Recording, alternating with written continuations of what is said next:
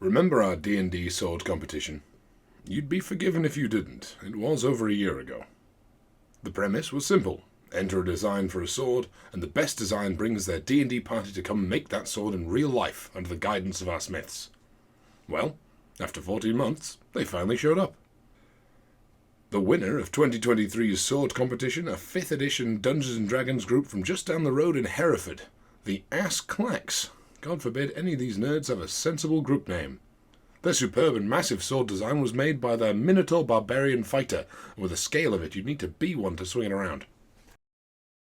The maw of the Mazewalker is so large that our go-to stock of 40 by 5 is nowhere near enough. We had to use 100 by 6. As it would be beyond cruel to ask these fine people to step down a tang this size, the Fighter Paladin and the Saucer Cleric are working together to cut it out instead. The massive plank of steel is cut with a hot chisel until the line is thin enough to break by hand. While the blade is being cut, the pommel is being prepped in the background. The Barbarian Fighter and the Warlock work together on flattening 40mm of steel ball into a disc. Looking back at the design, we can see the pommel is more of a ring, similar to that of Dow or Galaglass pommels. So, in order to achieve that, out comes the punch, where the poor Warlock will begin the process of punching through about 25mm of hot steel. After some brief arguing with the leg vise, the handle excess comes separate from the steel and it's back to more hot cutting. So they don't end up making the middle of this blade incredibly thick, they're also going to be cutting the indent in the centre of the blade here to create a flared falchion look. The pommel, now with the hole through the middle, needs to be widened even further with a big old drift. Luckily, the group sorcerer has arrived. Howard's here! Everyone seemed very excited about that.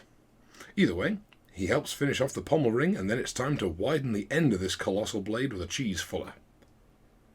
This spreads the steel in the chosen direction and allows us to increase the height of the blade without wasting material lengthening it. Wiggle any excess in the vise to remove it, and it's time to move on to the crossguard. Those of you who have made a crossguard here at Oldfield may recognise this crossguard as being one of the easiest parts of this entire build. So the team take a moment to relax with a shanty from their native home of Elan. Are you ready, kids?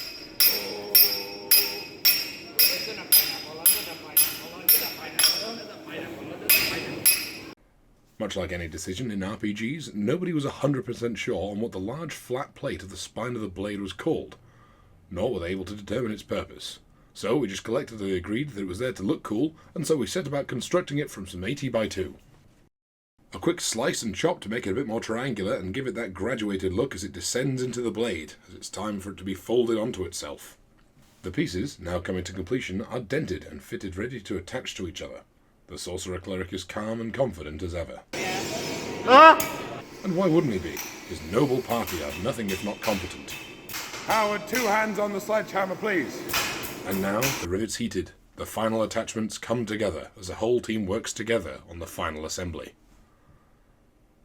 Now it's all riveted together. A spot of woodworking by the Warlock and a final ribbon handle by the Barbarian Fighter. The maw of the Mazewalker finally takes shape. A truly monstrous sword. An amazing job and fantastic teamwork. Well done to the Asclax of Elan.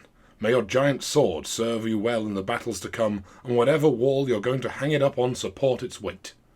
This has been Oldfield Forge. Thank you for watching.